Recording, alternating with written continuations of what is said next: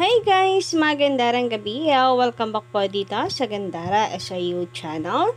Andito na naman nga po akong muli nagbabalik ang nag-iisa ninyo nagmamagandang collegiate guys upang maghatid ng latest update and fresh happenings patungkol sa TVJ. At mga balita na may kinalaman po sa Itbulaga. Basta po, about sa EB, sagot na po natin yan. At ganoon na rin po sa loob at labas ng showbiz.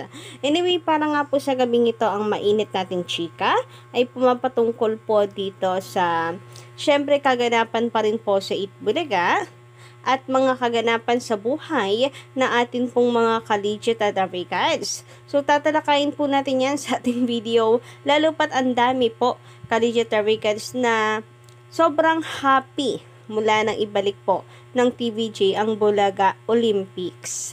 Nagkakaroon na nga po ngayon ng EB or EB Olympics fever ang ating mga kadavicats kasi marami po ang hindi maka-move on. Katunayan yan, kakatapos nga lang po ng araw ng Sabado, gusto po agad hataki ng ilan na nating mga kadavicats ang araw para magsabado po ulit at makapanood muli ng Itbulaga Olympics. Ang muling labanan sa pagitan ng Red Team at Yellow Team. Kaya naman, stay tuned lamang kayo guys mamaya at ang buong detalye pag-uusapan po natin. But before that, yung mga hindi pa po nakaka-subscribe dito sa akin channel, i-click nyo lang po yung subscribe button at notification bell para maging updated ka at una sa mga nilalabas nating mga balita tungkol sa mga nasasaga po natin araw-araw. Mapa-Itbulaga man po or showbiz updates. And of course, sa lahat na nandito ngayon na nakikinig sa atin, magandang gabi, shoutout po sa inyong lahat. Maraming salamat sa pagtutok.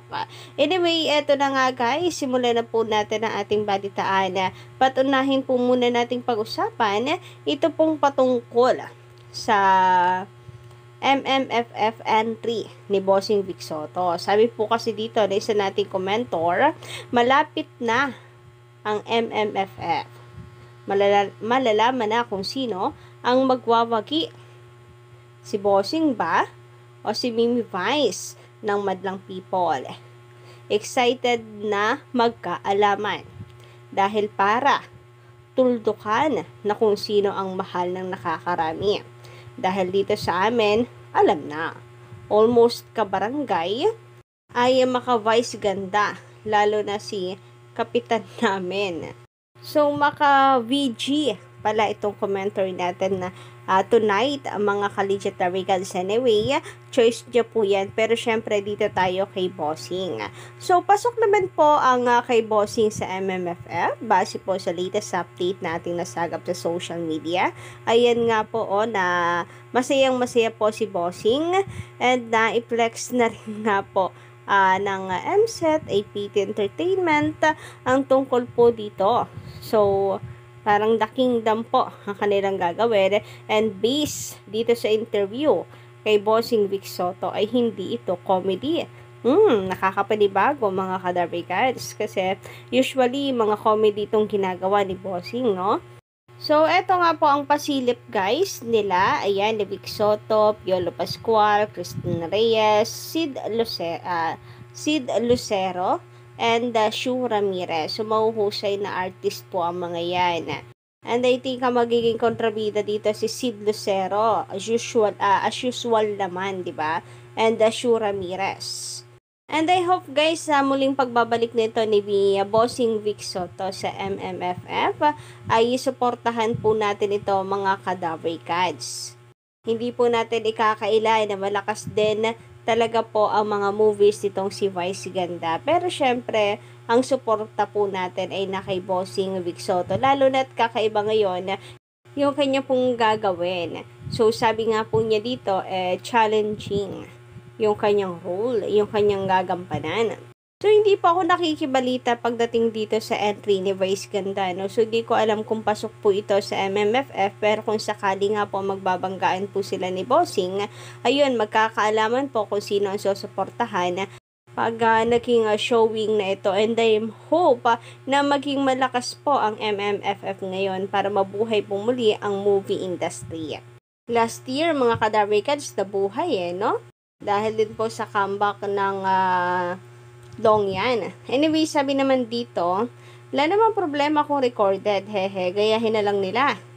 Malaking bagay sa barangay na twice sa kanilang barangay na sugod. Mula po kay Miss Joy Ellen Gonzalez. Magandang gabi. Salamat naman po sa inyo pong napakaganda komento. Yes guys, about po sa recorded na episodes ng Itbulaga. May nagre-reklamo pero doon pa rin tayo sa sa kung sino yung mas nakikinabang. Nakikinabang po sa schedule ang Itbulaga host dahil meron po silang pahinga, meron silang estudyante, meron silang senior. And plus, ito nga po sa barangay, di ba, 2 beses pong nasusugod. So, maging masaya po tayo. Kasi ando na rin lang naman po sila sa barangay, di ba? So, maganda na rin po yung sulitin, mga kadarikaids. And sa pagsang-ayon nga po ni Sir Mon Tolentino dito, mas gusto yata ng barangay ang sked. Sila Wednesday, Thursday para 2 times ang mananalo sa kanila. Sa kabilang balita naman mga kadarikad, since July 21 at 2024 na nga po ngayon, eto na yung unang araw po ng pag-ere ng The First Family na sitcom po ng family or ng Mulak Family. So, mga real name pala yung ginamit po nila dito, no? Surname lang po yung kanilang binago. So, nakalagay po dito, Aga Pers, Andres Pers, Atasha Pers, and Chardin Pers. And I hope guys na kayo po ay nakasuporta kanina. Nanood po kayo kanina at 7 po ng gabi para suportahan ang kauna-unahang sitcom, family sitcom ng Mulak Family. And dito pa po yan sa TV5. O diba nakakatuwa guys? Bilang pagsuporta po natin kay Darikads at Tasha. And ang nakakatawa pa po dito mga kadarikads is unang show nung Kambal is kasama po nila yung kanilang mga magulang. So, isang buong pamilya po sila dito. So, mga baguhan pa rin naman po may tuturing sa showbiz si Atasha at saka si Andres. Kahit po sila ay mga anak ng mga batikang aktor. Mga first-timer pa din po talaga sila sa showbiz, kaya ang ganda lang po na nakagabay yung kanilang mga magulang. So, narito ang schedule po pala every Sunday. So, isa na po sa mga dapat nating abangan at tutukan na pagdating po ng 7:15 p.m. ang The First Family. So, ito na po yung pinaka-iniintay natin, ang The First Family, na kung saan ay mula ngayong linggong ito, every Sunday na po natin mapapanood ang sitcom ng Mulak Family. Anyway, sabi naman dito sa write-ups, why Mulaks prefer a sitcom over reality show. Sabi po dito ni Aga, ayon sa kanyang sagot, Aga Mulak, The First Family, according to its lead star Aga Mulak, is the closest thing that fans of the Mulak family can get to seeing what they're like in real life.